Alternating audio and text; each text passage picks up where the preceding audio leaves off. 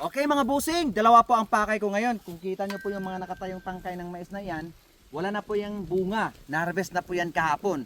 Pero dito po kasi sa amin mga busing, pagkatapos ng harvest, i-double check po yung area. Baka may mga natirang tumpok, sayang naman po.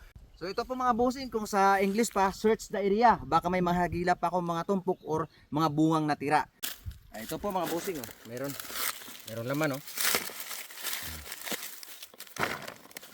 Mga busing, oh.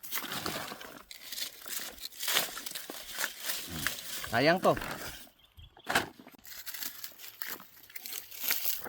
Ito pa, oh. Sayang, ito pa. Ito pa mga boss. Malaking bunga, oh.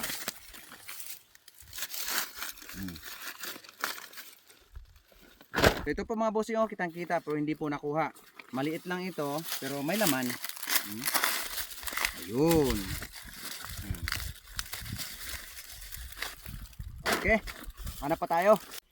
So ito na po yung pinaka-highlight sa pakay ko ngayon dito mga bossing. May natagpuan nga po akong tumpok na tira.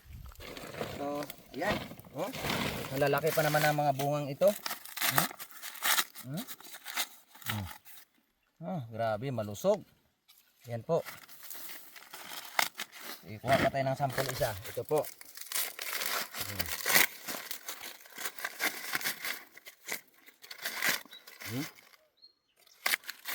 So, ito, lahat ng ito ay uuwi na. Saan po natin mga busing? Dito lang po kayo pupunta sa legit na account ko, Solomon Pagunsan, yung naka blue badge, and then Solomon Retada Pagunsan, 242,000 followers.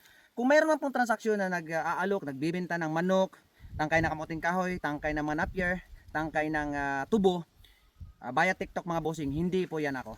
Tandaan nyo po, hindi po yan ako. Kailangan nyo po mag-double check. Pwede po kayong tumawag dahil ako magkikiter po ako sa lahat ng tumatawag sa akin para mag-double check. Before you send the money sa mga transaction mga bossing, tawag po muna kayo sa akin para po malaman ninyo at 100% na ako po talaga yung kausap ninyo. Kasi mayroon pong scammer na gumagamit sa aking pangalan ngayon.